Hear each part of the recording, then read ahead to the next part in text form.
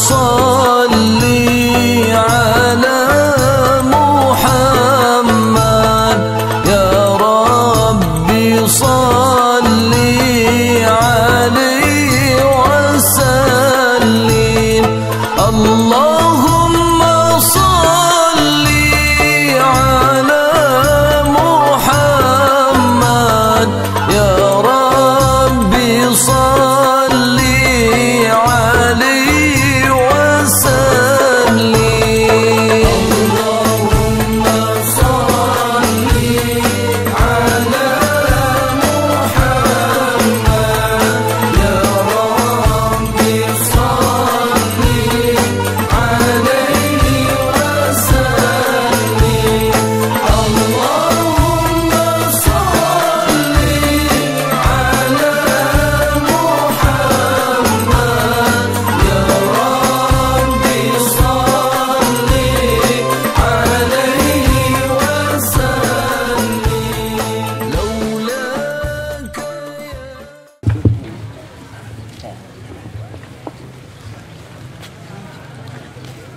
Assalamualaikum warahmatullahi wabarakatuh.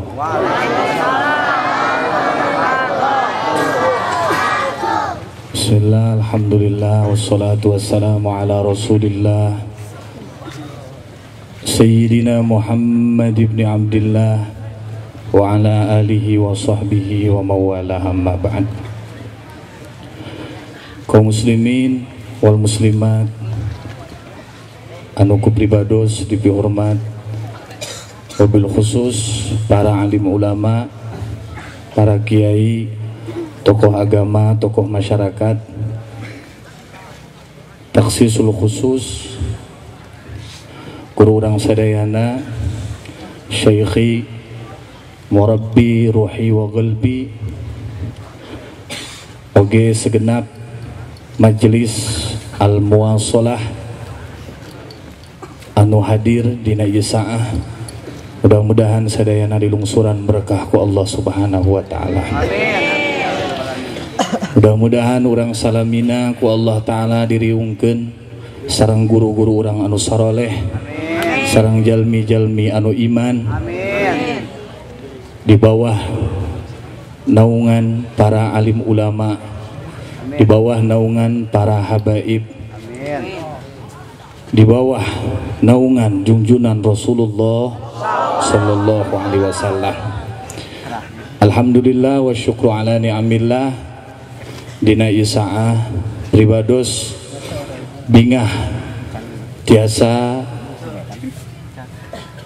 hadir sareng jalmi-jalmi anu dimaruliakeun ku Allah Subhanahu wa taala, wabil khusus guru urang sadayana sebagai pendidik urang sadayana, sebagai pengayom urang sadayana, sebagai cahaya kanggo urang sadayana, sebagai pengajak kana jalan hak, kana jalan Allah, kana jalan Rasulullah sallallahu alaihi wasallam. Moga-moga guru urang sadayana sing dipanjangkeun yuswana ku Allah Subhanahu wa taala.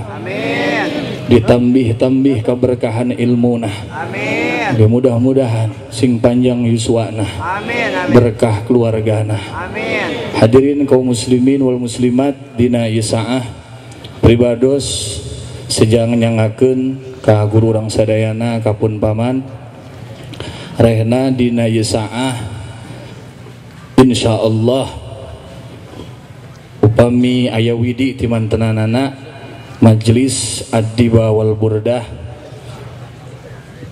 insyaallah diisrenan kumantenanana manawi janten Majlis Al-Muwasalah. Alhamdulillah anu intina nyaeta urang sadayana supados kompak sasarengan dina jalan kasayan kalayan. Mudah-mudahan urang sadayana salamina dikiatkeun ukhuwah persatuan di antara sesama umat Islam, yang mana lahirnya kekuatan adalah karena adanya persatuan. Persatuan urang sadayana adalah dina majelisna Rasulullah sallallahu alaihi wasallam anu di pasihan fasilitas nyata ku guru urang sadayana Majelis Al-Muwasalah panganyangakeun kanggo sagala rupina ka persanapun paman. Akhirul kalam wal afu minkum. Assalamualaikum warahmatullahi wabarakatuh.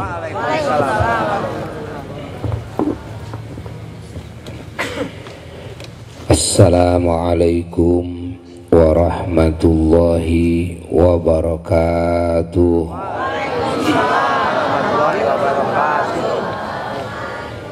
Alhamdulillah ala kulli halin wa ni'mah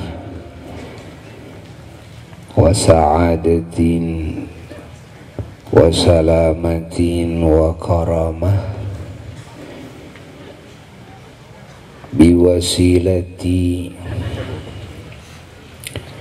imami ahlil imamah Sayyidina wa nabiyina wa maulana Muhammad Sahibi syafa'atil uzma wal maqamil mahmud yawmal qiyamah. Wa ashhadu an la ilaha illallah wahdahu la syarikalah wa ashhadu anna sayyidana wa nabiyyana Muhammadan abduhu wa rasuluh. Allahumma salli wa sallim wa barik ala sayyidina Muhammad al-fatihi lima ughliq wal khatimi lima sabaq nasiril haqqi bil haqq wal hadi ila siratikal mustaqim sallallahu alaihi wa ala alihi wa ashabihi haqqa qadrihi wa miqdarihil azim. Wala hawla wala quwwata illa billahil aliyyil azim. Amma ba'du. Hadirin hadirat umat Islam dimanapun berada, baik yang hadir saat ini secara muwajahah bertatap muka di majelis yang agung ini, maupun yang menyimak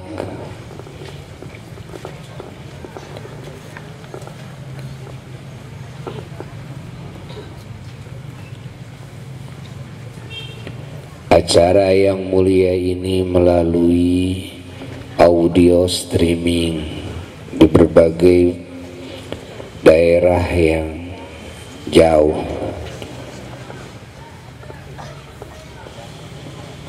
Baik yang ada di Nusantara Indonesia maupun yang ada di negara-negara Asia maupun yang ada di Eropa, yang ada di Timur Tengah, yang selalu ikut menyimak majelis-majelis yang mulia yang diadakan oleh Majelis Muwasalah bersama majelis-majelis lain yang larut dalam majelis muwasalah dalam acara-acara pengajian baik yang ada di pesantren Asy-Syifa wal Mahmudiyah secara khusus maupun di majelis-majelis tabligh akbar seperti saat ini yang 1 kali 24 jam streaming kita nyaris galib-galibnya selalu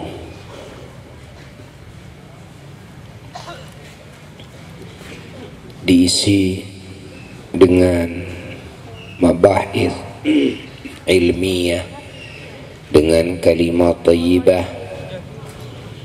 yang bisa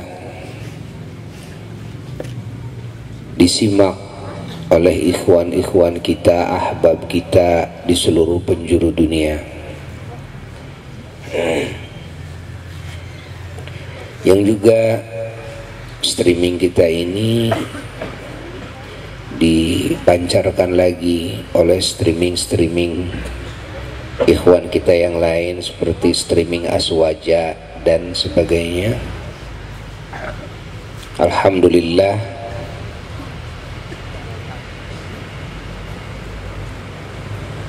dakwah-dakwah kita,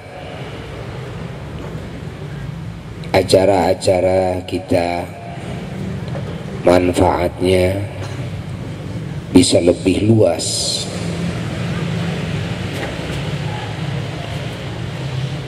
Dan barakahnya insya Allah lebih luas pula. Rahmat Allah melalui majelis-majelis seperti ini bisa menyebar lebih luas pula. Pertolongan Allah, petunjuk Allah bisa lebih luas pula. Alhamdulillah,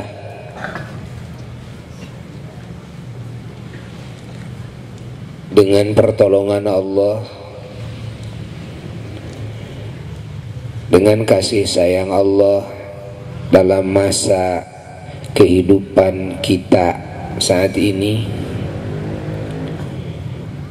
kita wajib bersyukur kepada Allah bahwa Allah mengkondisikan kehidupan kita, subhanallah, dengan kondisi yang semakin berganti hari, insya Allah semakin baik.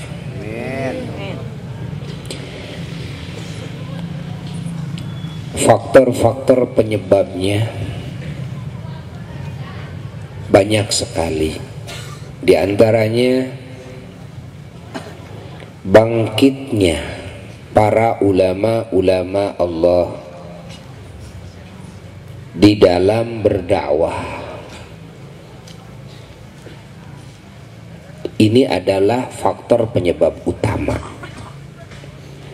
Karena urusan iman, urusan Islam, urusan ihsan, yakni urusan akidah, keyakinan, urusan akhlakul karimah, urusan hukum-hukum, aturan hidup yang datang dari Allah yang sempurna, urusan ilmu agama, urusan amal-amal soleh, urusan kalimat thayyibah, ini adalah urusan kenabian, ini adalah urusan kerasulan, bukan urusan pemerintahan dunia, bukan urusan manusia secara umum, bahkan bukan urusan akal manusia.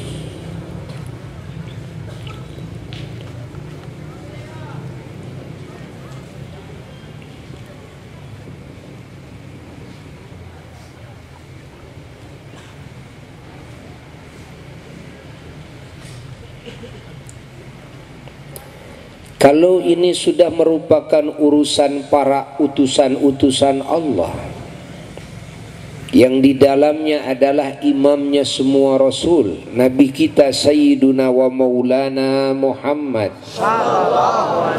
sallallahu alaihi wa alihi wasallam, lalu setelah wafat beliau, siapa yang mengemban tugas ini setelahnya? Apakah pemerintahkah yang sanggup? Tidak. Ekonom tidak bisa. Politikus tidak bisa. Atlet tidak bisa. Para artis tidak bisa. Aktris tidak bisa. TNI, Polri tidak bisa. Siapa yang membidangi urusan ini kalau Rasulnya sudah wafat?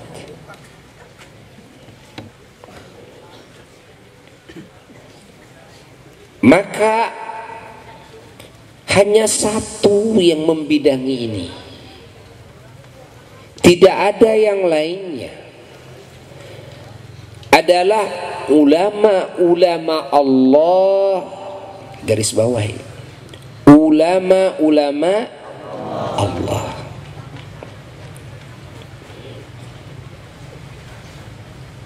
Dari mulai para sahabat-sahabat Rasulullah sallallahu alaihi wa alihi wasallam, dan di dalamnya ahlul bait, keluarga besar yang suci, keluarga Nabi besar Muhammad sallallahu alaihi wa alihi wasallam. Dari mulai sana disebut para ulama. Para ulama-ulama Allah ini ada yang hidup di masa Nabi, namanya sahabat. Para ulama-ulama Allah ini ada yang hidup di masa sahabat, jadi murid-murid sahabat, namanya para tabi'in. Di dalamnya ada Imam Abu Hanifah, Imam Hanafi, ini tabi'in radhiyallahu an. Di dalamnya ada Imam Ja'far As-Sadiq radhiyallahu an. Di dalamnya ada Imam Muhammad Al-Baqir radhiyallahu an. Di dalamnya Imam Ali Al-Uraidi radhiyallahu an. Di dalamnya ada Imam Musa Al-Kazim radhiyallahu an.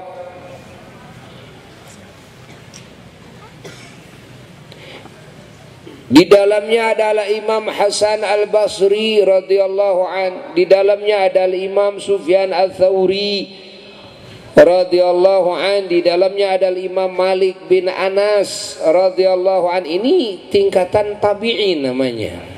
Tabi'in itu adalah ulama-ulama yang hidup di masa para sahabat, tidak bertemu dengan Rasulullah sallallahu alaihi wasallam, tapi bertemu dengan para sahabat dan menerima ilmu daripada para sahabat, mengkaji secara khusus, belajar ngaji secara khusus dari para sahabat, termasuk di dalamnya Al-Imam Uwais Al-Qarani radhiyallahu taala anhu.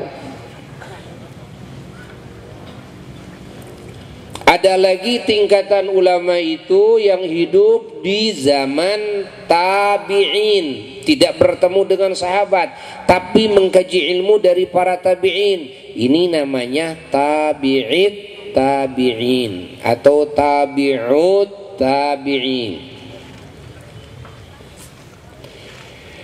Ini tabi'ut tabi'in artinya pengikut-pengikut para tabi'in. Artinya murid-murid para tabi'in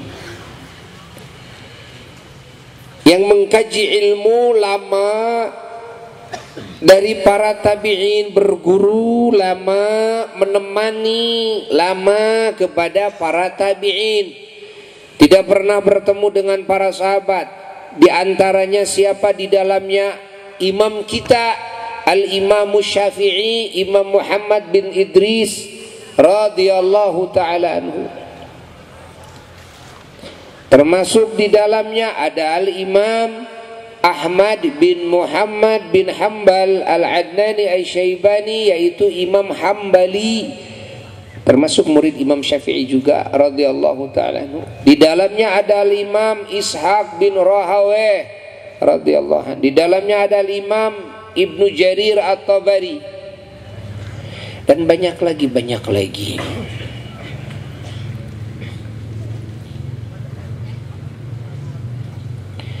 Ini para tabi'in. Para sahabat, para tabi'in sampai kepada tabi'in ini sudah disebutkan langsung oleh baginda Nabi besar Muhammad sallallahu alaihi wa alihi wasallam. Mereka berada dalam masa yang terbaik yang Allah ciptakan, masa itu di muka bumi. Tidak ada masa yang terbaik di muka bumi kecuali masa kehidupan mereka. Pertama adalah masa kehidupan Sayyiduna wa Maulana Muhammad sallallahu alaihi wa alihi wasallam dengan para sahabatnya.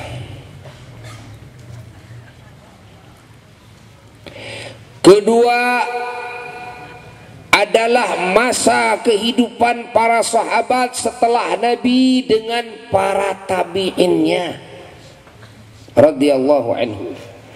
Ketiga, masa kehidupan para tabi'in setelah wafat para sahabat dengan para tabi'innya.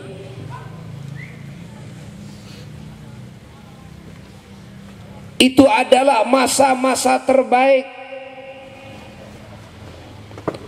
yang disabdakan oleh baginda Nabi besar Muhammad sallallahu alaihi wa alihi wasallam, khairul qurun qarni.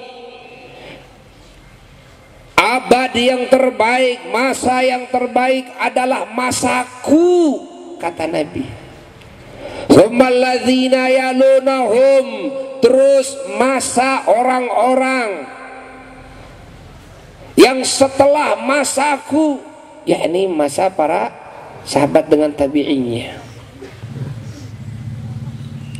Tsummal ladzina yalunahum, terus masa orang-orang yang menyambung kepada masa tabi'in, yakni tabi'in.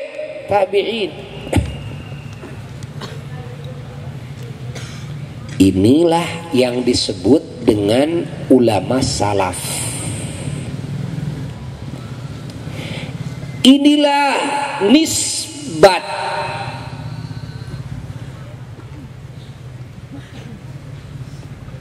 salafi. Apa itu salafi? Banyak pesantren salafi. Apa itu salafi? Salafi itu adalah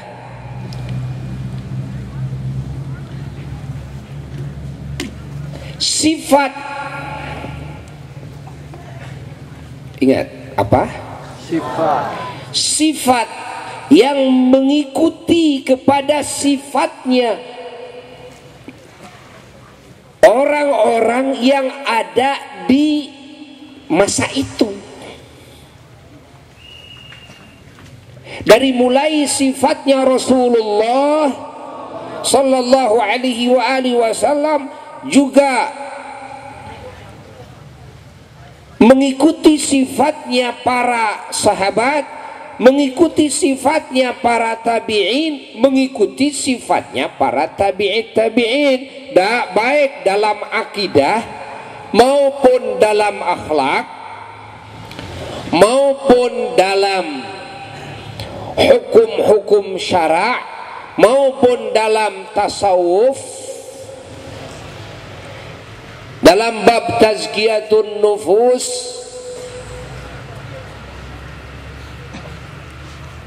maupun dalam amal-amal solehnya, maupun dalam kalimat-kalimat thayyibahnya. Apa yang diwiridkan, apa yang diamalkan, akhlaknya, akidahnya, aturan hidupnya, mengikuti itu.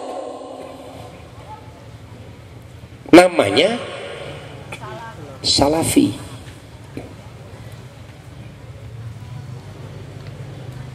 Faham? Faham? Kita harus tahu arti daripada salafi, karena sekarang banyak yang mengaku salafi tapi tidak akur.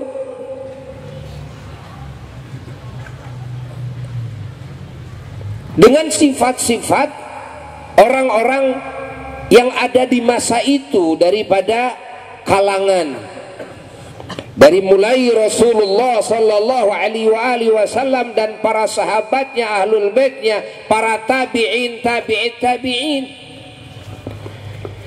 Makanya tatkala ada suatu pesantren yang mengaku salafi, Terus di sana membid'ahkan yang tawasul.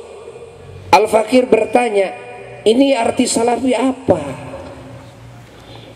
Kenapa Pak Kiai bertanya seperti itu? Kok kenapa kalian mengharamkan tawasul, membid'ahkan tawasul? Kalau salafi itu mengikuti sifat-sifat orang-orang yang ada di masa itu, yang dipuji oleh Nabi, yakni para sahabatnya, tabi'in dan tabi'it tabi'in yang di dalamnya ada madhab yang 4. Ada pemimpin madhab yang 4, Imam Abu Hanifah, Imam Malik bin Anas, Imam Ahmad bin Hanbal, Imam Muhammad bin Idris Asy-Syafi'i, dan semua mereka orang-orang ahli tawasul, dan ahlul bait Nabi semuanya ahli tawasul, dan para sahabat ahli tawasul. Kenapa kalian membid'ahkan tawasul? Di mana ulama-ulama salaf ini semuanya yang kita ikuti adalah ahli tawasul. Terus kenapa kalian membid'ahkan sholat tarawih yang 20 rakaat? Kalau kalian mau sholat dan tidak masalah. Tapi kalau sudah menuding bid'ah, terus dituding bid'ah itu sesat, dan dituding sesat itu di neraka, maka kalian menuding semua para ulama-ulama salaf yang ada di masa sahabat, tabi'in, tabi'it tabi'in, semua kalian klaim menjadi ahli neraka. Kalau diklaim jadi ahli neraka, terus agama kalian dari mana kalian terima? Kenapa begitu? Bukankah madhab yang 4 menentukan tarawihnya 20 rakaat, bahkan Imam Malik bin Anas menjadi 36 rakaat, karena beliau mengganti tawafnya orang Makkah, setiap seling 4 rakaat, tawaf 7 keliling, diganti menjadi salat 4 rakaat. Jadi jumlah 36 rakaat, tetap asalnya 20 rakaat, cuma tambahannya adalah karena ingin menyusul derajatnya orang Mekah. Ya, di mana orang Mekah itu kalau setiap 4 rakaat istirahat dulu. Istirahatnya bukan dipakai leha-leha, malah dipakai tawaf. Orang Madinah tidak bisa tawaf, maka akhirnya ditambah dengan salat. Dan bagaimana Sayyidina Umar bin Khattab, beliau melakukan dan beliau memerintahkan. Dan di zaman Sayyidina Umar sebagai Amirul Mukminin, saat itu para sahabat Nabi yang besar-besar, yang agung-agung masih ada. Sayyidina Utsman ada, Sayyidina Ali bin Abi Thalib ada, semua tidak ada yang mengingkari semuanya. Tapi kalian malah membid'ahkan dan disebut bid'ahnya dhalalah, dan dhalalah finnar, di neraka. Jadi kalau mereka para sahabat tabi'in, tabi'it tabi'in yang semuanya menentukan tarawih 20 rakaat itu disebut ahli nar, ahli bid'ah, terus agama kalian terima dari mana? Dan apa arti daripada salafi? Kalau kalian membid'ahkan ziarah kubur, bukankah para sahabat ahli ziarah? Bukankah dalam Sahih Muslim Nabi juga menyuruh ziarah? Dalam Sahih Muslim, fazuruha. Bukankah para tabi'in ahli ziarah? Bukankah tabi'it tabi'in ahli ziarah? Bagaimana dalam kitab-kitab mereka penuh dengan apa? Dengan himbauan supaya sering ziarah kepada orang-orang saleh, apalagi kepada baginda Nabi besar Muhammad sallallahu alaihi wasallam. Ini orang-orang awam tidak tahu suluk beluk. Kalau kalian para ustadznya memberikan pemahaman yang picik kepada orang awam, apalagi yang sesat, orang awam ini bisa tumbuh mekar kesesatannya, sehingga bisa mengklaim kepada yang lain, bahkan kepada para ulama yang sesungguhnya ahlul haq, ahli kebenaran, dianggap menjadi ahli bid'ah. Orang yang baru sekarang merasa menjadi ahlul haq, ahli kebenaran. Ini bahaya besar. Agama ini bukan hal yang bisa dikarang oleh akal, tapi agama ini datang dari Allah kepada baginda Nabi besar Muhammad sallallahu alaihi wasallam. Makanya di sini pentingnya kita para ustadz, kita para ajengan, para kiai, mubalik mengetahui hakikat makna bid'ah yang disebut di dalam hadis sahih. Karena banyak orang yang tidak mengenal hakikat makna bid'ah, akhirnya dijadikan barometer. Terus barometernya kalau sudah salah, ukurannya sudah salah, mistarnya udah salah, otomatis yang diukurnya akan selalu salah. Karena apa? Salah. Coba kita punya kiloan sudah error. Mau ngilo apa saja, mau ngukur apa saja, pasti tidak benar. Ya enggak? Ya. Kenapa? Kiloannya udah error. Orang kalau sudah punya pemahaman dalam hadis kullu bid'atin dhalalah, setiap bid'ah adalah sesat, ini sudah salah memahami hakikat makna bid'ah ini, terus ini dijadikan barometer, maka apapun yang diukur oleh itu nanti akan ngaco nanti. Makanya Al-Faqir ilallah di bulan Ramadan ini berencana selama 20 hari mengajak pesantren di Simpang Pemulihan. Untuk apa? Di dalamnya termasuk bedah hakikat makna bid'ah secara tuntas. Karena kemarin banyak juga yang hadir dari ikhwan-ikhwan kita waktu ada mufti dari Timur Tengah ya, dari Qatar. Nah, alhamdulillah kita undang para ustadz-ustadz dari kelompok yang mengikuti ormas, baik NU, Persis, Muhammadiyah, juga jemaah tabligh, banyak lagi ormas-ormas lain dan yang tidak mengikuti ormas. Alhamdulillah udah banyak yang hadir. Waktu itu dibuka. Nah, kita ingin membuka yang lebih luas lagi penjabarannya, insyaallah. Jadi para ustadz yang mau ikut bisa nanti terbuka. Kita punya referensi ya, sesuai dengan Quran, sesuai dengan sunnah Rasulullah sallallahu alaihi wasallam.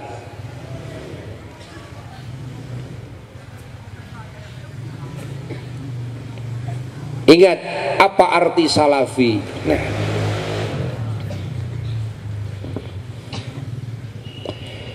ada yang berkata bahwa Pak, pokoknya selain Rasulullah sallallahu alaihi wasallam semuanya mungkin salah. Yang benar adalah Rasul. Sudah cukup saja kita berkiblat kepada Nabi.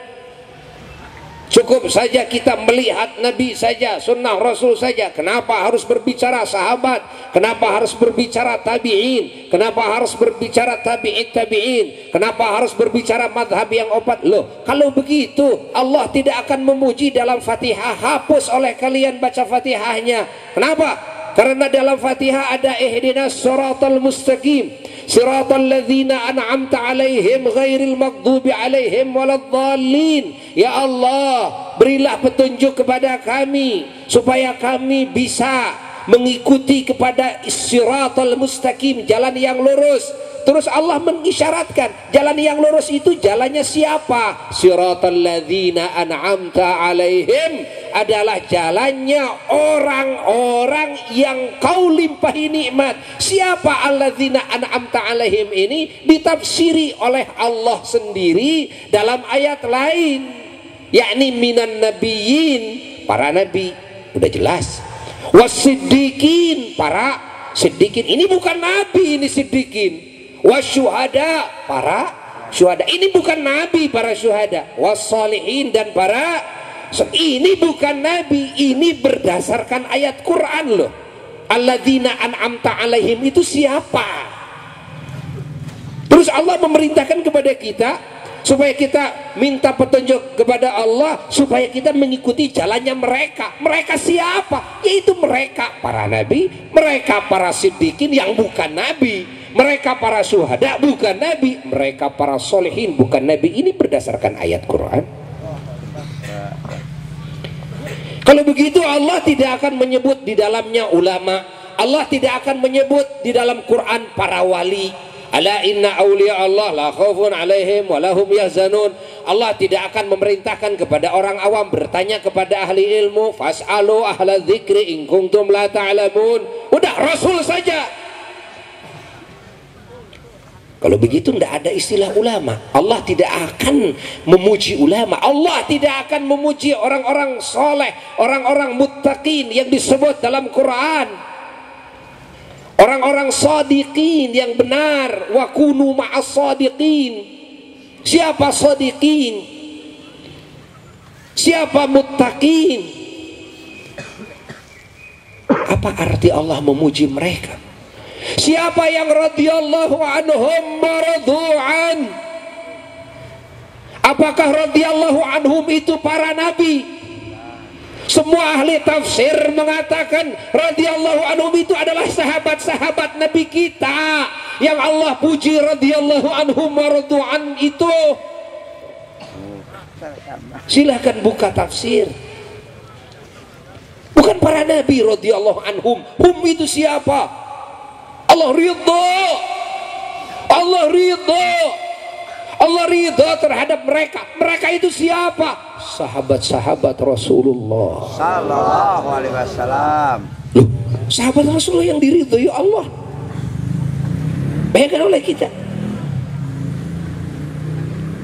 Tapi bukan berarti bahwa para sahabat ini, tabi'in ini, tabi'in ini membikin syariat sendiri, membikin agama sendiri, membikin hukum sendiri, akhlak sendiri, akidah sendiri, amal soleh sendiri. Tidak. Tapi mereka orang-orang yang sudah dapat pujian dari Allah, titel dari Allah, jaminan dari Allah. Artinya kehidupannya, akidahnya, amalnya, akhlaknya, aturan hidupnya, kalimat thayyibahnya, amal solehnya selalu mengikuti Rasulullah Sallallahu alaihi wasallam. Kita harus mengikuti mereka. Mengikuti salaf ini bukan berarti kita tidak mengikuti Rasul.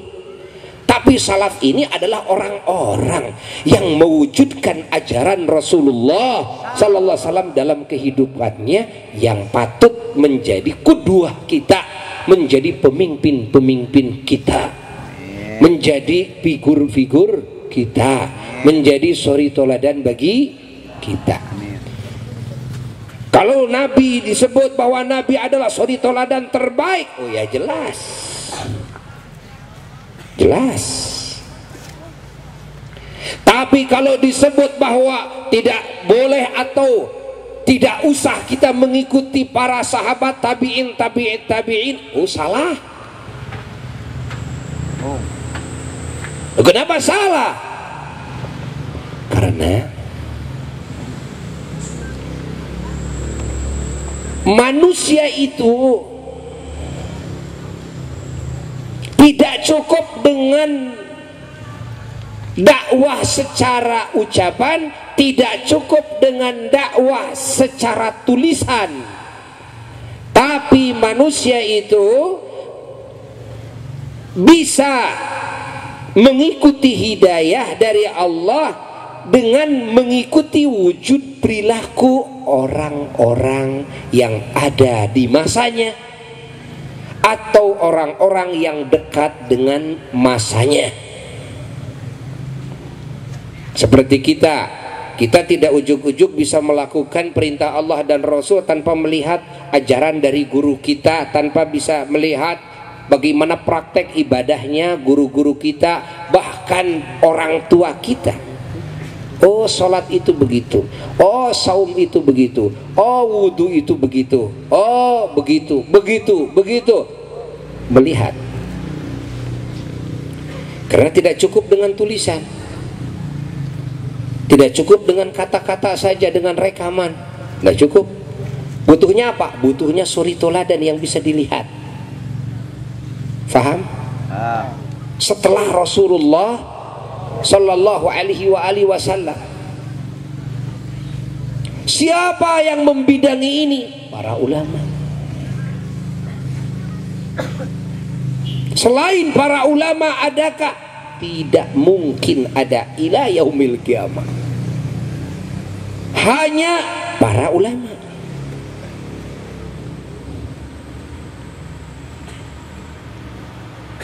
Faham? Faham? Faham? Ulama inilah yang membidangi agama, yang membidangi iman, yang membidangi Islam, yang membidangi ihsan, yang membidangi ilmu Quran, yang membidangi ilmu sunnah Sayyidul Anam, Sayyiduna wa Maulana Muhammad sallallahu alaihi wasallam. Ulama ini, tapi yang dimaksud adalah ulama-ulama Allah. Nah, ulama-ulama Allah ini ada ulama-ulama yang dapat pujian dari Nabi, yang ada dalam masa-masa kurun yang 3 tadi, yakni masa sahabat, tabi'in dan tabi'in. Setelah tabi'in baru disebutnya ulama khalaf. Ulama apa? Khalaf. Ada salaf, ada khalaf. Nah, kalau salaf itu di dalamnya yang mendirikan mazhab yang 4 itu.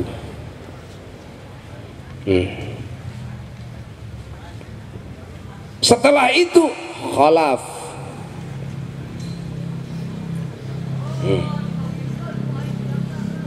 Sampai kita.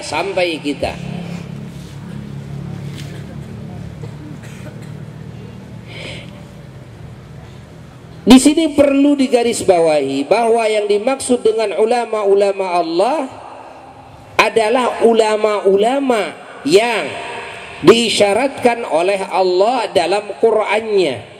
Innama yakhshallaha min ibadihil ulama.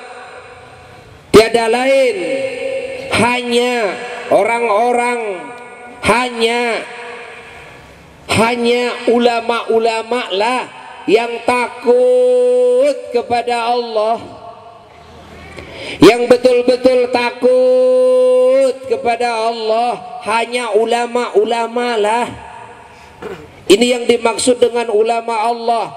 Arti daripada ulama ini kata jamak daripada alim.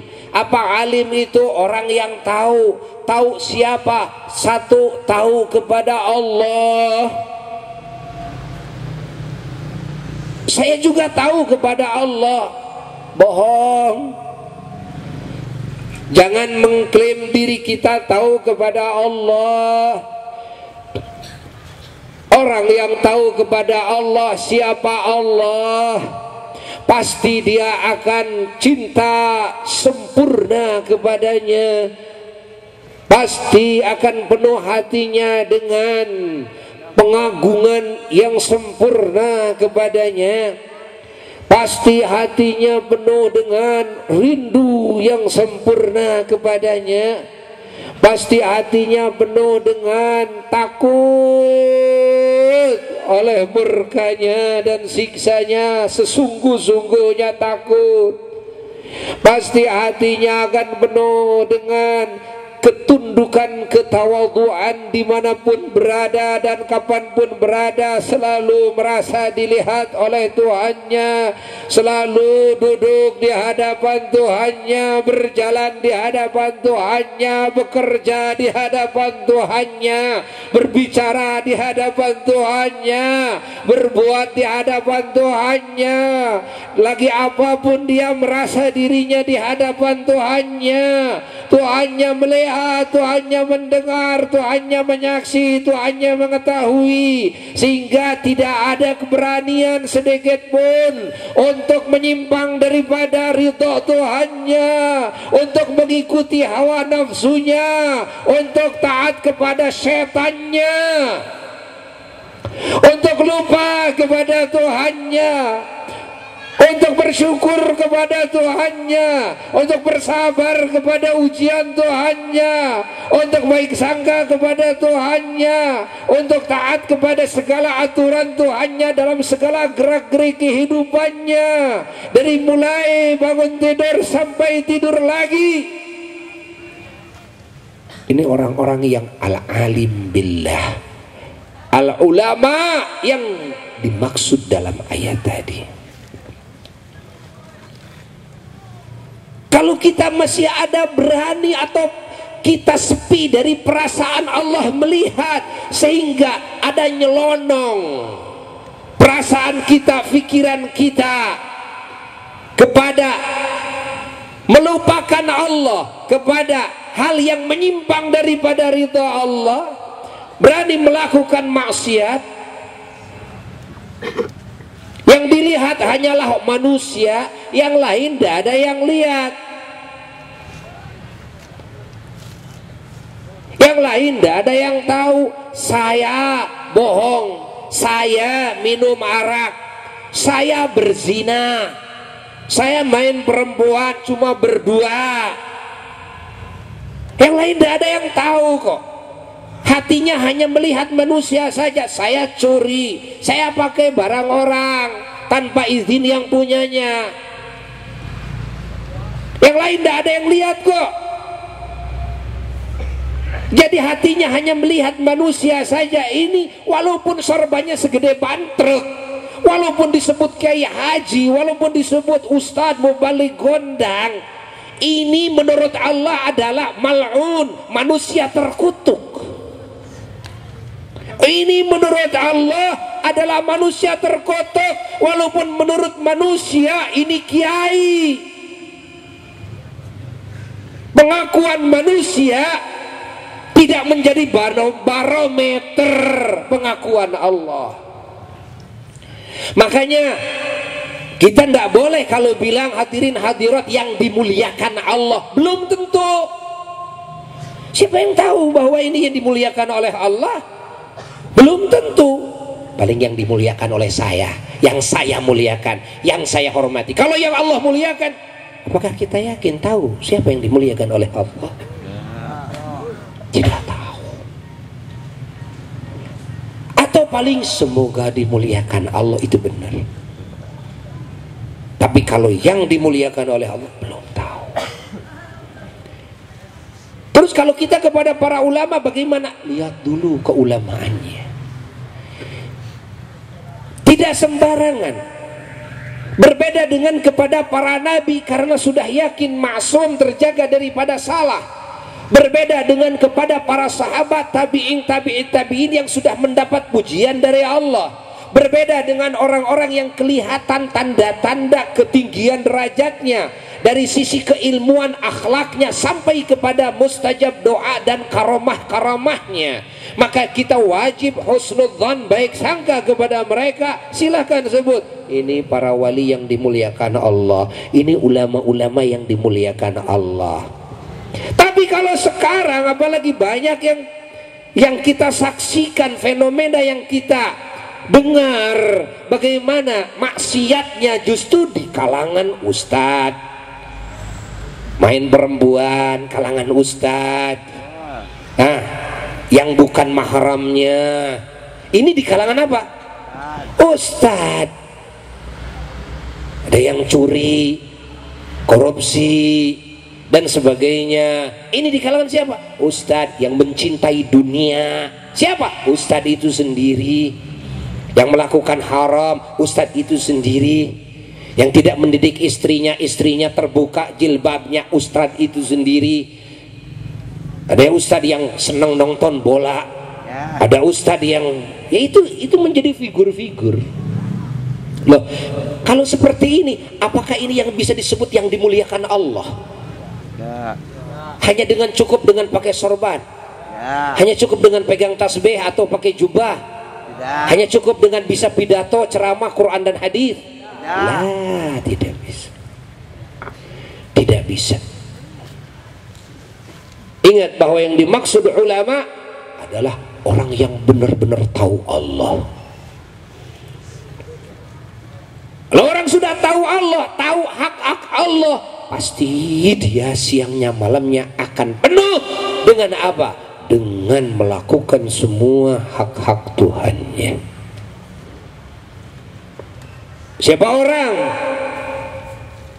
yang lalai terhadap memenuhi hak-hak Tuhannya walaupun sedikit, maka dia tidak bisa masuk kepada kategori ulama, walaupun menurut manusia ini ulama. Faham apa tidak? Faham apa tidak? Catat oleh kita. Catat oleh kita. Supaya kita tidak tertipu oleh sanjungan orang, oleh sebutan orang sama kita. Kita disebut Pak Ustadz, kan? Disebut kiai atau figur. Tapi kita kadang-kadang melakukan yang haram. Kadang-kadang kita sebagai lambang yang melupakan Allah. Malah kita yang memberikan contoh yang melupakan Allah. Rajin catur, rajin gapleh, nonton bola dan sebagainya. Nah, loh, apa benar bahwa ulama yang dimaksud ini adalah seperti ini? Nah, kita terapkan kepada diri kita sendiri. Kita mencintai dunia, kita mengkikirkan waktu tenaga di dalam ibadah. Pak Kiai sendiri, Ustadz sendiri yang tidak pernah tahajud, yang tidak melakukan duha, tidak menjaga qobliyah, ba'diyah dan witirnya, yang jarang baca Qur'annya dan sebagainya. Ini kan nggak bisa disebut ulama-ulama Allah. Kalau yang disebut ulama Allah, lihat aja yang disebut ulama-ulama Allah. Siapa yang disebut ulama Allah? Siapa Imam Ghazali dari sisi ilmu, amal, akhlaknya? Siapa yang disebut Sultanul Aulia Syekh Abdul Qadir Al-Jailani radhiyallahu? Siapa yang disebut Al-Imam Syafi'i? Siapa yang disebut Imam Malik bin Anas? Baca riwayat hidupnya. Bagaimana mereka dalam amalnya? Bagaimana mereka baca Qur'annya? Bagaimana mereka salatnya? Bagaimana mereka sedekah jariyahnya? Bagaimana mereka menghabiskan hidupnya? Bagaimana mereka membenci dunia, mencintai Allah dan Rasulnya? Coba hayati, kita tinggal baca riwayat hidupnya, baik yang di sana maupun yang di sini. Banyak ulama-ulama kita, para wali leluhur kita. Kita bisa berkiblat kepada Eyang dalam Haji Abdul Manaf Mahmud radhiyallahu. Kita bisa berkiblat kepada Eyang Agung Mahmud yang kesini-sini ini. Kita bisa berkiblat kepada Amaci Baduyut yang sini-sini, Kiai Muhammad Zarkashi, Kiai Muhammad Kurdi Cibabat, Kiai Ahmad Zakaria Rende, Kiai Muhammad Hasan Mustawi Bojong. Ini kesini-sini nih, sini-sini nih. Ini ulama-ulama kita, guru-guru para ulama-ulama kita, syuyukhus syuyukh. Beliau-beliau ini bagaimana amalnya? Bagaimana ilmunya? Bahkan sekarang kita khawatir. Di satu sisi kita bangga dengan adanya apa?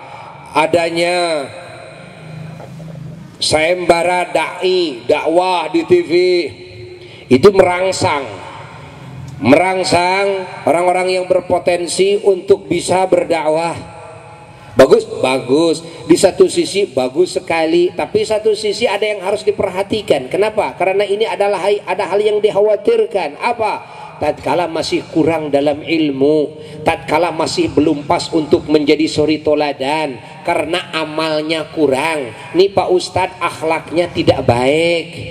Nah, ini akhlaknya tidak baik, ini amalnya kurang, ini ucapannya jorok, nah dan sebagainya.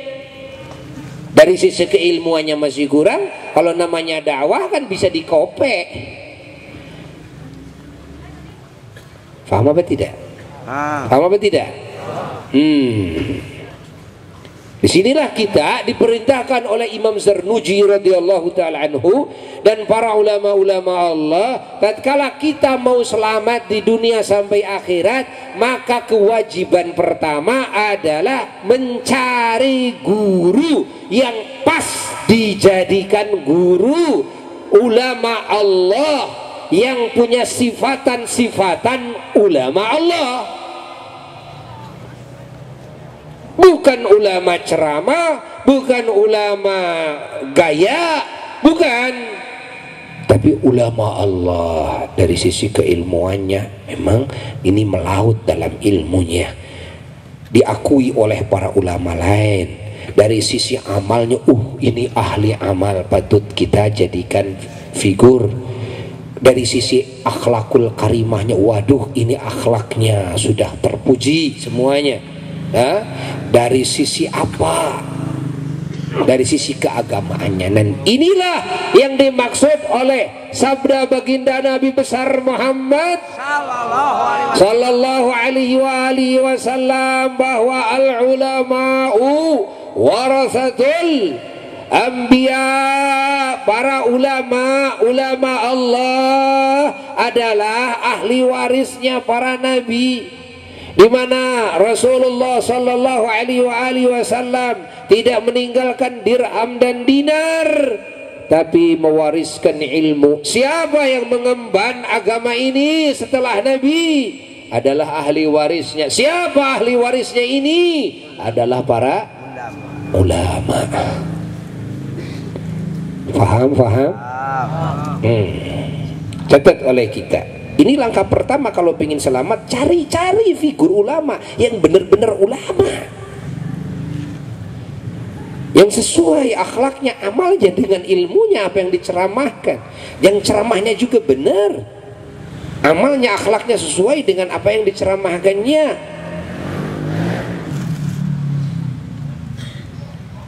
Catat oleh kita semuanya. Ini masalah penting di akhir zaman ini. Kenapa? Karena banyaknya sekarang para penceramah-penceramah, kayak toge sekarang. Banyaknya sekarang yang bisa ngomong, bisa ceramah. Tadi sebelum kesini Bapak melihat dulu ceramah sampai larut malam barusan, ya, di Indosiar, ya, Indosiar.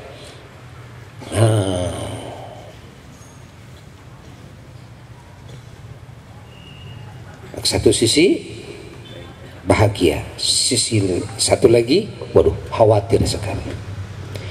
Maka disinilah para ulama-ulama 7 tahun yang lalu bersama Habib Umar bin Hafid hafizahullahu ta'ala di Bogor bermusyawarah. Memusyawarahkan apa? Memusyawarahkan bagaimana ini menyelamatkan umat. Keselamatan umat ini di akhirat, keselamatan umat dalam akidah, akhlak, amal soleh, keselamatan umat dalam aturan hidup, keselamatan umat dalam kalimat thayyibah, itu semua merujuk kepada para ulamanya. Nah sekarang bagaimana ini menyelamatkan umat dengan cara kita menyelamatkan para ulama-ulama. Kalau ada kekurangan bisa ditambal. Kalau ulama ada yang salah, coba dibenahi ini para ustadznya dan para kiainya, para ulamanya, supaya tetap bisa menjadi cahaya bagi umat. Jangan menyebarluaskan kesesatan, dan juga jangan mencoreng-moreng nama baik agama karena etikanya yang jelek di sela-sela dakwahnya. Di panggungnya bagus tapi turun dari panggung terus main perempuan yang bukan mahram, ini bahaya besar. Ini bisa merusak nama baik agama. Ini bisa merusak dakwah semua para ustadz dan para kiai. Terus ada ustadz tidak bayar hutang, melalaikan bayar hutang, jalir janji, dusta dan sebagainya. Ini merusak nama baik para ustadz. Ini namanya oknum. Ini yang kita perlu perhatikan. Tapi ini berpotensi besar. Ini sesungguhnya sudah punya ilmunya, namun ada miring ini. Nah, maka waktu 7 tahun yang lalu ada beberapa puluh ulama sedunia waktu itu, masih berapa negara waktu itu, kalau sekarang udah nyaris 100 negara, termasuk Amerika masuk di dalamnya, Australia masuk di dalamnya. Membangunlah majelis muashalah. Apa itu majelis muashalah? Majelis muashalah itu adalah majelis silaturahmi yang secara kontinu, majelis kesinambungan dalam segala kebaikan, terutama di dalam dakwah.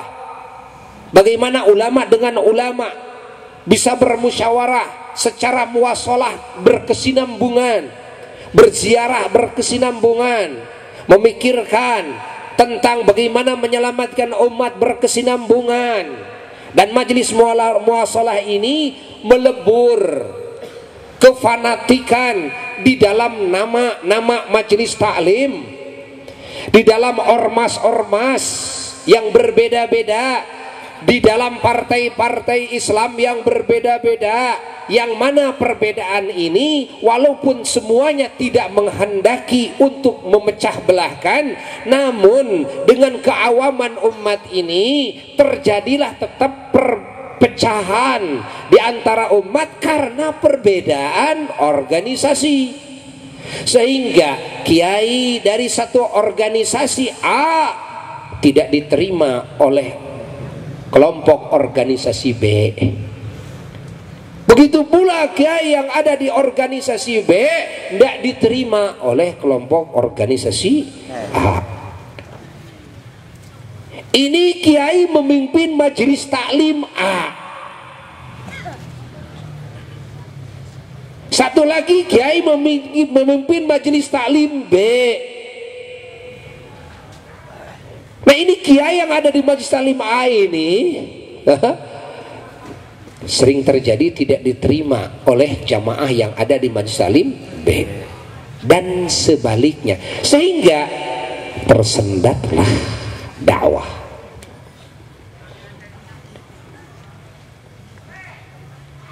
Sehingga tersendatlah aliran cahaya petunjuk dari Allah untuk umat. Karena apa? Disendat oleh perbedaan ormas, oleh perbedaan partai, oleh perbedaan suku, oleh perbedaan itu dan ini. Caranya bagaimana? Akhirnya musyawarah dan hasil istikharah. Maka Habib Umar bin Hafid waktu itu menetapkan dengan nama Majelis Muwasalah Baina Ulama'il Muslimin, adalah majelis silaturahmi yang berkesinambungan antara para ulama muslimin. Tidak disebutkan partai, tidak menyebut ormas, tidak menyebut nama majelis taklim, nama pesantren, tidak menyebut ini bangsa mana, suku mana, etnis mana, enggak. Tapi ini ulama-ulama muslimin dari manapun. Dan dengan itulah alhamdulillah bisa bersatu. Sedunia ini alhamdulillah semuanya para ulama sangat respon, sehingga menyatu semuanya alhamdulillah. Dan Al-Fakir ingin melarutkan majelis muwasalah ini ke wilayah kecamatan sampai wilayah desa. Supaya apa? Supaya semuanya tidak fanatik nama majelis taklim.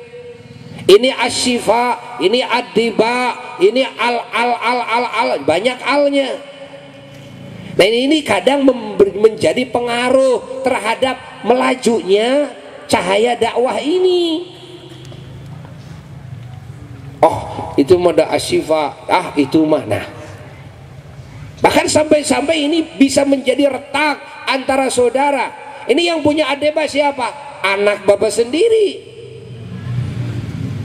Ini anak bapak sendiri, keponakan Teges, ya, putranya kakak bapak sendiri. Asyifa ya bapak sendiri. Terus muncul banser Asyifa, banser Ad-Diba. Terus kelihatan ada clash antara bansernya. Ini kurang ajar jadinya ini. Ini kurang ajar nih jadinya. Apa? Bisa memecah belahkan umat. Nggak boleh seperti itu. Nggak boleh. Kenapa? Ini bisa menyendat, menghalangi lajunya cahaya hidayah. Maka lebih baik kita semuanya larut, kumpul. Kemarin alhamdulillah sudah Ustaz Hariri punya masjidah, masuk. Ini punya majlis apa? Masuk. Semuanya masuk di majelis muwasalah. Kalau majelis muwasalah tidak berbicara masalah nama. Ini berbicara masalah perjuangan. Semuanya berjuang kita. Semuanya menjadi khadimnya Rasulullah. Semua menjadi pelayan Nabi. Semua menjadi pelayan muslimin. Menjadi pelayan ulama. Menjadi pelayan aulia. Supaya kita dapat barokah dari Nabi. Syafaat dari Nabi. Barokah dari ulama. Ayo mau jadi bansernya, mau jadi apanya. bukan kepada kiai ABC-nya, bukan, tapi kepada keulamaannya, kepada kewaliannya, kepada kenabiannya Nabi besar Muhammad sallallahu alaihi wasallam, berkhidmah kepada Quran, berkhidmah kepada sunnah, berkhidmah kepada Islam dengan benar, menyampaikan hidayah dengan benar. Kalau ada kesalahan-kesalahan, kemiringan-kemiringan, cepat benahi. Ini kemiringannya di para kiainya, kiainya dibenahi. Kemiringan di para ustadznya benahi. Karena kiai pun juga bukan orang-orang maksum, bukan orang-orang yang dijaga seperti hanya para nabi, bukan. Mungkin saja melakukan kesalahan, walaupun tidak disengaja. Nah, ini yang kita malam ini semuanya akan kita bangun bersama. Alhamdulillah.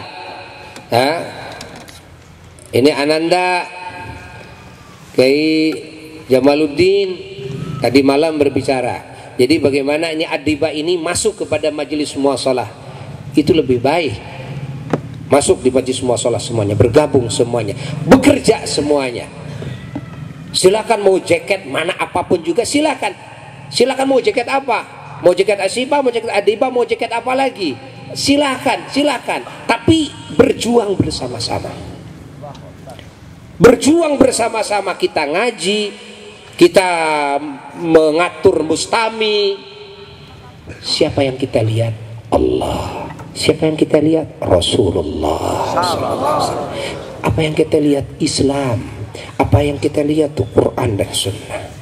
Bukan nama, bukan. Sehingga yang dimasalahkan nama terus, bukan. Sekarang kan nama ini sangat menjadi pengaruh, tidak boleh nama menjadi pengaruh kepada yang tidak baik. Kalau menjadi pengaruh kepada yang lebih baik silakan. Tapi kalau jadi pengaruh kepada yang tidak baik, tidak boleh itu terjadi. Paham? Kartos ente jam? Kartos ente? Alhamdulillah. Jadi kita saling benahi di antara kita. Dan apa yang dimaksud oleh kita dalam hidup ini, yang kita cari adalah ridha Allah. Yang dicari adalah ridhanya Rasulullah sallallahu alaihi wasallam. Itu bukan? Nah, malam ini diresmikan. Untuk Soreang ini kan sudah diresmikan nih majelis muasalah di Soreang ya. Nah, silahkan masuk semua nama majelis, masuk semuanya. Kita berkesinambungan, kita bersama bermusyawarah, kita saling dukung, saling memperkuat, saling menasehati. Kalau ada miring-miring di antara kita, kasih masukan satu sama lain dengan cara yang baik. Jamaahnya satukan semuanya. Para ulama dan para ustadznya tuh tampil semuanya. Al-Fakir menginginkan yang tampil di panggung-panggung ini, coba, ini kan setiap majelis taklim punya para ustadznya. Al-Fakir menginginkan supaya para ustadznya ini naik dong ke panggung. Nah, ayo berikan tausiah. Ini untuk menyatukan hati umat. Hati umat ini menjadi bersatu semuanya. Dan umat ini akan bangga bahwa guru-gurunya itu bisa bersama dengan ulama-ulama lain. Bahkan Al-Fakir akan membawa para ustadz-ustadz ini ke ranah majelis muasalah internasional. Bahkan kemarin-kemarin sudah ada musyawarah-musyawarah bagaimana para ustadz-ustadz kita ini yang sudah ada di majelis muasalah, kita mempersiapkan dana, kita kumpul dengan para ulama sedunia nanti di Yaman. Nah, jadi dibawa ini semuanya ke ranah internasional supaya tidak berbicara regional saja, tidak berbicara lokal saja, tapi berbicara internasional supaya manfaatnya menjadi manfaat yang mendunia. Itu yang kita inginkan, dan murid-murid kita akan bangga bahwa gurunya tidak berbicara hanya lokal saja, tapi gurunya sudah berbicara tentang umat secara menyeluruh. Paham apa tidak? Sehingga murid-muridnya tidak tanggung-tanggung. Kalau yang mau jariah sekalipun tidak tanggung-tanggung. Mau bikin pesantren, mau bikin apa, mendukung gurunya tidak tanggung-tanggung, membiayai gurunya tidak tanggung-tanggung. Kenapa? Ini manfaat guru saya ini adalah untuk umat di dunia ini, bukan untuk di Soreang saja, bukan untuk di majelis saya saja, tapi sudah internasional. Itu yang kita maksud. Sehingga nilai 1.000-2.000 perak bisa lebih besar nilainya. Kenapa? Karena manfaatnya bukan cuma lokal, bukan cuma nasional, tapi bisa internasional. Itu yang dimaksud dengan pondok pesantren internasional Asy-Syifa wal Mahmudiyah. Itu yang dimaksud, supaya cahaya hidayah ini lebih luas lagi. Amin, amin. Faham? Faham apa tidak? Alhamdulillah, kita bangkit semuanya ya. Dan malam ini untuk kecamatan Kutawaringin, termasuk Jelegong kan, Kutawaringin tuh, Bapak sudah mempercayakan untuk memimpin kecamatan itu. Malam ini akan diresmikan tuh, untuk ketuanya adalah Ananda Kiai Haji Ahmad Jamaluddin ya. Malam ini akan diresmikan. Mudah-mudahan Allah Subhanahu wa Ta'ala dengan kepemimpinan beliau, beliau bisa lebih barokah lagi ya, bisa lebih tinggi derajatnya. Al-Fakir resmikan saat ini beliau sebagai ketua Majelis Muashalah Kecamatan Kutawaringin. Alhamdulillah. Dan Al-Fakir meminta kepada Ananda supaya membentuk lagi di banyak kecamatan yang belum dibentuk. Nanti siapa yang bisa menjadi koordinator satu orang kiai seperti beliau untuk menampung atau merekrut sekian puluh kecamatan, sekian kabupaten dan sebagainya, itu lebih bagus karena kita butuh koordinatornya yang lebih tinggi lagi. Kedepannya Majelis Muashalah ini akan memiliki badan fatwa,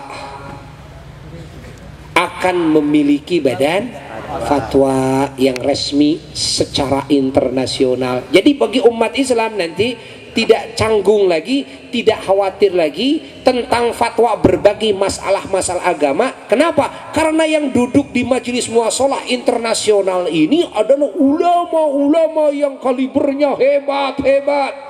Ulama ahli sunnah wal jamaah, bukan cuma nasional tapi internasional, seperti Habib Umar bin Hafid dan sebagainya. Nanti akan dilarutkan fatwanya ke daerah.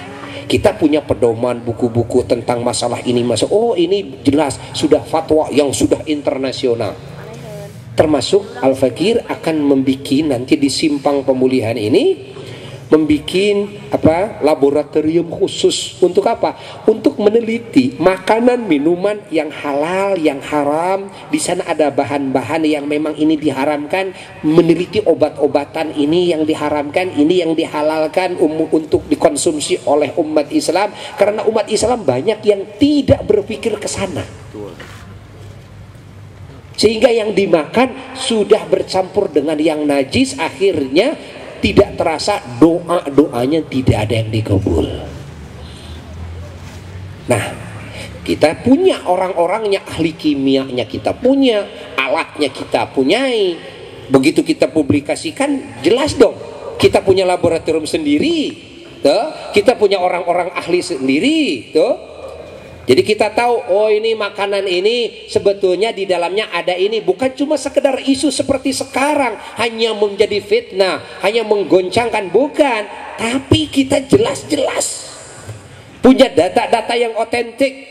Dan di sana akan ada badan fatwa yang menyambung dari internasional disambungkan untuk nasional di kita ya. Sehingga berbagai permasalahan agama bagi umat ini tidak ragu lagi. Kenapa? Wah, ini sudah keputusan majelis musyawarah tingkat internasional. Nah, begitu. Faham apa tidak? Faham apa tidak? Alhamdulillah. Siapa yang belum dibentuk? Tuh di Ciwidey itu belum dibentuk tuh. Siapa yang siap di Ciwidey membentuk? silakan bentuk dulu. Nanti kita akan mengadakan apa? Satu, kegiatan khusus pengajian majelis muwasalah sebulan sekali. Itu yang pertama, ya. Semua pengurus majelis muwasalah semuanya kumpul, nanti mengkaji kitab khusus. Contoh, mengkaji hadis Bukhari, ya, mengkaji tafsir khusus bagi ahli majelis muwasalah. Dipintarkan semua pengurusnya, para ustadznya ditingkatkan, para ustadznya bahkan akan sengaja membikin program khusus. Contoh seperti untuk melancarkan berbicara bahasa Arab. Kan banyak nih para ustadz-ustadz kita yang memang baca kitab bisa pinter, namun bahasa Arab masih kagok. Nah, ini perlu ada binaan khusus supaya meningkat, nilai keilmuannya meningkat. Nah, kita akan adakan khusus program seperti itu nanti di pesantren. Jadi para ustadz untuk belajar bahasa Arab tidak usah lama-lama, umpamanya tuh siang dan malam terus dikasih kajian-kajian itu sehingga pulang ke daerahnya meningkat keilmuannya. Itu yang kita inginkan. Dan kita nanti majelis muwasalah ini setiap bulan insya Allah akan diadakan pesantren mondok selama 3 hari setiap bulan. Jadi siapa yang ingin mondok selama 3 hari? Nah, 3 hari contoh bulan ini kita akan membahas tuntas tentang ekonomi syariat Islam. Bagaimana ekonomi syariah Islam itu seperti apa? Dari mulai lokal sampai ekonomi internasional. Cara menurut Islam ditinjau dari berbagai madhab. Karena banyak sekarang pertanyaan, bagaimana perdagangan lewat internet, bagaimana itu, bagaimana dan sebagainya. Ini banyak pertanyaan. Ini harus belajar ini para ustadz semuanya supaya nanti memberikan ajarannya kepada jamaahnya juga benar. Paham apa tidak? Nah, insya Allah itu setiap bulan rencananya begitu. Setiap bulan. Insya Allah ini yang diadakan oleh majelis muwasalah di pusat nanti. Nanti ada yang diadakan oleh majelis muwasalah di daerah. Nah, seperti apa? Seperti mengadakan tablik akbar, seperti mengadakan bantuan sosial, seperti sunatan massal, ya, bila perlu nikah massal, nah dan sebagainya. Nah, seperti apalagi? Seperti bantuan-bantuan kepada anak yatim, kepada fakir miskin yang dapat musibah dan sebagainya. Itu dikelola oleh pengurus-pengurus majelis muwasalah di setiap wilayah. Itu bekerja sama dengan semua majelis salim, bekerja sama dengan aparat pemerintahan, bekerja sama dengan TNI Polri, bekerja sama dengan semua para tokoh. Karena majelis muwasalah ini adalah majelis keseluruhan, bukan nama, bukan seperti hanya Asyifa, bukan. Majelis muwasalah ini keseluruhan. Asyifa pun dilarutkan di dalam majelis muwasalah. Ya, Asyifa nama pribadi, tapi majelis muwasalah nama yang sangat agung yang mendunia, mengikat semuanya. Mudah-mudahan Allah Subhanahu wa taala dengan kegiatan-kegiatan seperti ini Allah Subhanahu wa taala menjaga muslimin. Amin. Allah meningkatkan iman dan Islamnya mukminin. Allah Subhanahu wa taala menyelamatkan dari segala kejelekan. Allah Subhanahu wa taala menjauhkan daripada fitnah. Allah Subhanahu wa taala menhujankan rahmat dan barakahnya. Allah Subhanahu wa taala menyempurnakan taufik dan hidayahnya. Allah Subhanahu wa taala menyucikan mukminin muslimin dari segala kotoran-kotoran dosa-dosanya, mengampuni segala kesalahannya, meninggikan derajatnya, dan sebentar lagi menjelang Ramadan semoga dipanjangkan umur, semoga bisa melakukan saum Ramadan beserta salat tarawihnya, beserta melakukan segala yang diwajibkan, yang disunnahkan, menjauhi segala yang diharamkan dan dimakruhkan, dan mendapat fadilah Lailatul Qadar, mendapat fadilah Lailatul Qadar, mendapat fadilah Lailatul Qadar. Dan semoga Allah Subhanahu wa taala meninggikan derajat Islam dan muslimin, wabil khusus meninggikan derajat para ustadz-ustadz, para muallimin, para kiai, para muballighin. Allah subhanahu wa ta'ala menutupi segala keaiban-keaibannya. Allah subhanahu wa ta'ala menambah-nambah barakahnya kepada para ulama-ulama kita. Allah subhanahu wa ta'ala menambah-nambah cahaya ilmunya yang manfaat, memanfaatkan ilmu yang sudah diajarkan oleh Allah. Semoga Allah subhanahu wa ta'ala menggolongkan kita semuanya kepada kelompok ahli keselamatan, ahli kebahagiaan dan ahli kemuliaan di dunia, di kubur dan di akhirat. Dan dikelompokkan kepada kelompok ahli syafaat nabinya Sayyiduna wa Maulana Muhammad sallallahu alaihi wa alihi wasallam. Dan semoga Allah subhanahu wa ta'ala mengumpulkan kita dengan beliau di bawah benderanya, di bawah benderanya, di bawah benderanya, dan juga berkumpul dengan para leluhur kita, para aulia-aulia kita, para ulama-ulama kita, berkumpul dengan murid-murid kita dan ikhwan-ikhwan kita, dan mendapat minum daripada danau Nabi, dan mendapat syafaat Nabi yaumil qiyamah, sehingga bisa masuk surga Firdaus A'la dengan syafaatnya tanpa dihisab dulu. Dan kita seperti hanya di dunia kita mendapatkan iman Islam yang sempurna, semoga di akhirat di surga kita bisa memandang zat Allah selama-lamanya, bisa bertemu dengan Allah selama-lamanya, yang merupakan nikmat tertinggi, nikmat surgawi, yang merupakan derajat tertinggi, derajat surgawi. Allah subhanahu wa ta'ala semoga selalu mengumpulkan kita, menyatukan kita dengan ulama-ulamanya, dengan wali-walinya, dengan para nabi dan para rasulnya. Dan kita dikasih rezeki sebelum kita mati, mata kita bisa memandang zat Nabi yang agung secara langsung dan di dalam mimpi. Dan kita selalu berkumpul dengan orang-orang soleh, mendapat barakah daripada para ulama, aulia dan orang-orang soleh, mendapat syafaat dan doa daripada aulia, ulama dan orang-orang soleh, menjadi ahli majelis ilmu selamanya, menjadi ahli majelis ilmu selamanya, menjadi ahli majelis ilmu selamanya. Dan semoga Allah subhanahu wa ta'ala memberikan kekuatan dan petunjuk kepada kita untuk bisa berjuang di jalannya sampai mati, berjuang di jalannya sampai mati, berjuang di jalannya sampai mati. Dan supaya bisa memerangi hawa nafsu kita dan setan kita, supaya bisa menyelamatkan kita daripada godaan-godaan setan, daripada fitnah dunia, daripada fitnah perempuan, daripada fitnah hawa nafsu, daripada fitnah orang-orang yang melupakan Allah, orang-orang yang maksiat kepada Allah, orang-orang yang tidak beriman kepada Allah. Semoga bangsa kita ini menjelang pemilihan presiden menjadi bangsa yang ahli hidayah, bangsa yang ahli taufik, bangsa ahli Quran dan ahli sunnah wal jamaah, bangsa ahli iman dan ahli Islam, bangsa yang ahli Quran dan ahli sunnah wal jamaah, bangsa yang jadi ahli ilmu, ahli amal saleh, bangsa yang jadi ahlul akhlakul karimah, bangsa yang menjadi ahlul kalimatit thayyibat, bangsa yang aman, bangsa yang tertib, bangsa yang menjadi figur dan suri teladan dalam segala nilai kebaikan bagi bangsa-bangsa lain.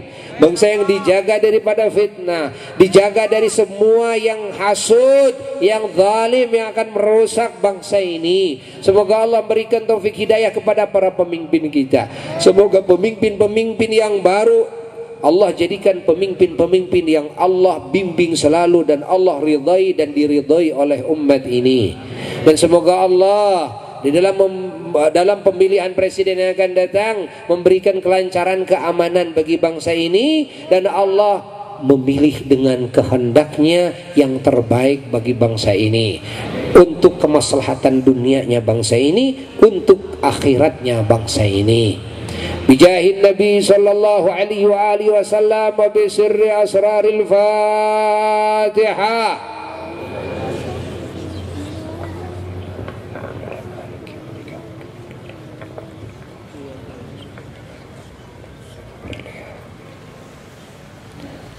walhamdulillahi rabbil alamin. Wassalamualaikum warahmatullahi wabarakatuh. Salawat.